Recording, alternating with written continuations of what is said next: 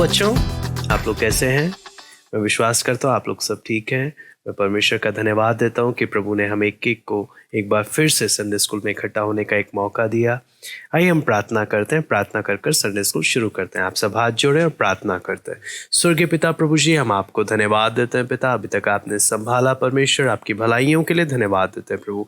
आपका वचन जब हम सीखने के लिए जा रहे हैं प्रभु, संडे स्कूल की हर एक वचन की बातों को समझने के लिए प्रभु आप एक एक को कृपा दें पिता। आए कि सारी बातों को हम आपके हाथ में सौंपते हैं। सर आदर महिमा केवल हम आपको देते हैं। प्रार्थना प्रभु यीशु मसीह के नाम से मांगते हैं, आमीन। बच्चों, आपको याद है पिछली बार हमने कौन सा परमेश्वर के वचन से हमने कौन सी कहानी के विषय में देखा? किसकी जीवनी के विषय में हम लोग देख रहे थे? यूसुफ के विषय में, है ना, कि यूसुफ का जो स्वप्न था किस प्रकार सच हुआ। आज बच्चों हम लोग एक और कहानी जो हमने फर्स्ट क्लास में भी सीखी थी उसके बारे में हम देखने जा रहे हैं। आपको मालूम है वो कौन था? यूसुफ के बाद अगला जो व्यक्ति परमेश्वर ने जिसको इस्तेमाल किया था वो था मूसा। मूसा और जलती हुई झाड़ी, उस विषय में आज हम लोग देखेंगे। आपको याद है ना, वही मूसा जिसको टोकरी में से निकाला गया था और बाद में फिरौन की बेटी ने उसे अपना गोद ले लिया था और उस जल से निकाले जाने के कारण उसका नाम क्या पड़ा? मूसा पड़ा। लेकिन आपको मालूम है मूसा जब महल में जब 40 साल तक रह रहा था तो उसने बाद में महल को छोड़ दिया। महल को छोड़कर वो मिद्यान चला गया। मिद्यान नाम की एक जगह थी, वो वहां पर गया और वहां पर वो और 40 वर्ष तक एक चरवाहा, सोचो पहले राजकुमार बन के रह रहा था, अब 40 साल क्या बन के रह रहा है? एक चरवाहा। आपको मालूम है, तो जब चरवाहा बन के रह रहा था तो अपने ससुर जो उसका ससुर कौन था? यित्रो। अपने ससुर यित्रो के भेड़ बकरियों की रखवाली कर रहा था। और बाइबल में आप इसके बारे में निर्गमन की पुस्तक उसका 3रा अध्याय में आप पढ़ सकते हो। निर्गमन 3रा अध्याय में आप डिटेल में इसके बारे में आप पढ़ सकते हो। तो यित्रो जो इसका ससुर था वो एक याजक था। तो उसकी बड़ी बेटी सिपोरा से मूसा ने क्या किया था? विवाह किया था। तो अपने ससुर की भेड़ बकरियों को वो क्या करता था? चराता था। तो वो उन्हें जंगल में पश्चिमी दिशा में होरेब नामक परमेश्वर के पर्वत के साइड में वो उन्हें चराने के लिए ले गया, भेड़ बकरी चराने लग गया। तब उस समय एक सबसे हैरानी की बात घटी। आप बता सकते हैं सबसे हैरानी की बात वहां पर क्या घटी? वहां पर एक झाड़ी थी और झाड़ी में आग लगी हुई थी। और आपको मालूम है, आप बोलोगे आग लगी हुई थी इसमें कौन सी बड़ी बात है? नहीं, ये कोई साधारण बात नहीं थी। यहाँ पर जो घटना घटी, झाड़ी में जो आग लगी थी ना, तो आग तो लगी है लेकिन झाड़ी जल नहीं रही थी। आग तेज से जल रहा है और लेकिन झाड़ी जल भी नहीं रही। क्या आपने कहीं पर ऐसी हालत देखी है? आपने कोई चीज देखा है जो जल भी रहा हो, कोई झाड़ी जल भी रही हो, कोई पेड़ जल भी रहा हो फिर भी जलकर राख नहीं हो रहा हो? ये बिल्कुल ऐसे ही घटना घटी। तो मूसा बिल्कुल हैरान रह गया कि ये कैसे हो सकता है। तो मूसा ने क्या किया? मूसा वहां पर जाने लगा कि मैं देखूं तो सही पास से कि है क्या, असली में चल क्या रहा है। तो जब पास जाने लगा तब एकदम से आवाज आने लगी, मूसा मूसा। आप सोचो ना, आप किसी सुनसान जगह में हो और वहां पे अचानक से आपको आवाज आने लगी, आपका नाम लेकर अगर पुकार रहे हैं, हाँ, तो डर सा लगेगा ना। अरे कोई भूत तो नहीं है, अरे कुछ तो नहीं है। लेकिन यहाँ पर मूसा डरा नहीं। मूसा जब आवाज सुनते हुए जब गया तो वहां पर परमेश्वर बोलता है, इधर पास मत आ। क्यों? जिस जगह में तू खड़ा है वो पवित्र भूमि है, अपनी जूती को उतार दे। मैं तेरे पिता अब्राहम, इसहाक और याकूब का परमेश्वर हूं। जैसे ही ये सब मूसा ने सुना, तुरंत उसने अपना मुंह ढक लिया। क्यों? वो परमेश्वर से डरता था, परमेश्वर का भय मानता था। तब परमेश्वर ने उसको मूसा को बोला, मूसा, मैंने अपनी प्रजा, अपने लोग इज़राइल का दुख देखा जो वो मिस्र में है, और अब मैं आ गया हूं कि मैं अपने लोगों को वहां से छुड़ाऊं। तो मैं तुझे राजा फिरौन के पास भेज रहा हूं। तूने जाकर मेरे लोगों को उसके पास से छुड़ा कर लेकर आना है। तो और वहां से छुड़ाकर एक सुंदर सी जगह में लेकर जाना है। सुंदर सी जगह यानी कनान, जहां बहुत ही सुंदर, उस समय सबसे सुंदर जगह कनान, वहां पर मैं लेकर जाऊंगा। तो आपको मालूम है मूसा ने बोला, मैं कौन हूँ? मूसा दीन होकर बोलता, मैं कौन हूँ, मैं कैसे छुड़ा सकता हूँ इतने बड़े राजा के सामने से? तो परमेश्वर ने बोला, मैं तेरे साथ रहूंगा, तू चिंता ना कर, मैं तेरी मदद करूंगा।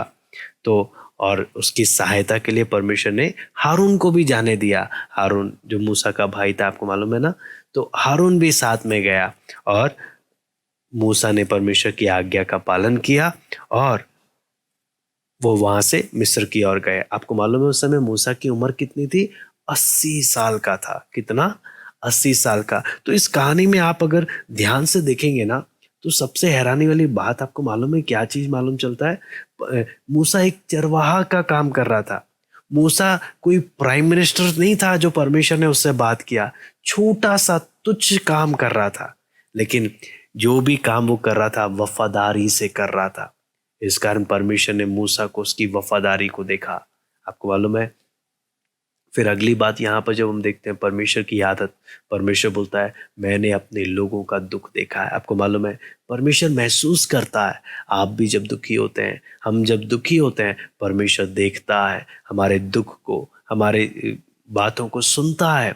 तो परमेश्वर ने क्या बोला था यहाँ पर आप देखेंगे, बोलता है मैं अपने लोगों को दुख में नहीं पड़े रहने दूंगा, मैं अपने लोगों को वहां से छुड़ाकर एक सबसे अच्छी जगह में लेकर जाऊंगा। उसी प्रकार आपको मालूम है परमेश्वर ने आपके लिए और मेरे लिए भी हमेशा के लिए हमेशा अच्छा ही सोचा है। इतना अच्छा सोचा है, वचन में लिखा है इतना अच्छा सोचा है जो हमने कभी देखा भी नहीं होगा, कभी सपने में नहीं सोचा होगा। इतना अच्छा परमेश्वर ने आपके और मेरे लिए सोचा हुआ। तो इसलिए बच्चों, हम जब परमेश्वर के पास आते हैं हमेशा हमें क्या करना है? परमेश्वर की आज्ञा का पालन करना।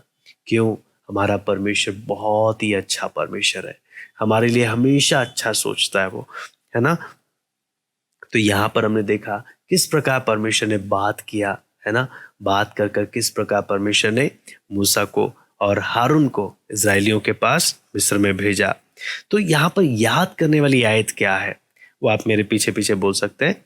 विश्वास ही से मूसा ने सयाना होकर फिरौन की बेटी का पुत्र कहलाने से इनकार किया, इसलिए कि उसे पाप में थोड़े दिन के सुख भोगने से परमेश्वर के लोगों के साथ दुख भोगना और उत्तम लगा।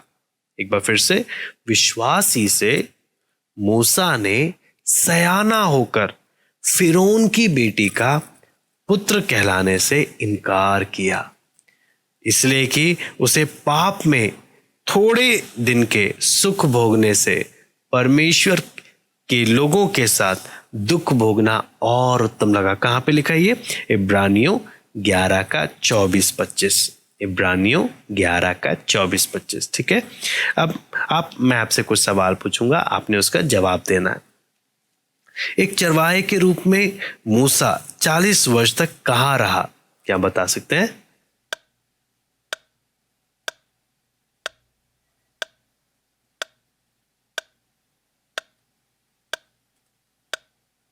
Very good. मूसा मिद्यान में रहा। कहां पर? मिद्यान में 40 वर्ष तक रहा। फिर परमेश्वर मूसा से कहां बोला?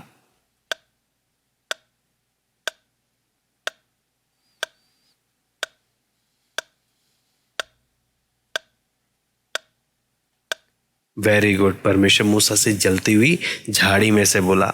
इज़राइल पर जो राजा अत्याचार कर रहा था, आपको मालूम है, जो इज़राइलियों के साथ बुरा व्यवहार कर रहा था, वो राजा कौन था?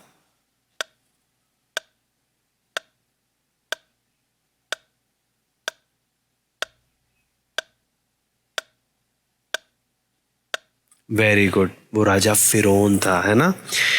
परमेश्वर ने इज़राइलियों को किस देश में ले जाने की प्रतिज्ञा की थी? परमेश्वर कहां पर अपने लोगों को ले जाना चाहता था? वादा क्या किया था?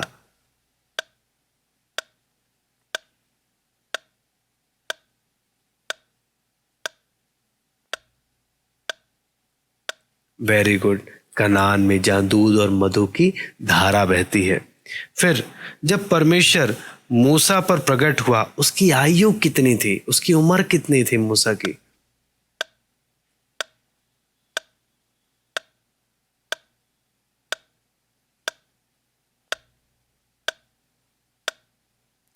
Very good. उसकी उम्र कितनी थी? 80 वर्ष। ठीक है, तो आइए हम प्रार्थना करते हैं, प्रार्थना करके हम लोग समाप्त करते हैं। आप सब हाथ जोड़े मेरे साथ, पीछे पीछे बोले, प्रिय प्रभु, आपकी बुलाहट सुनने और आपकी सेवा करने में हमारी सहायता करें।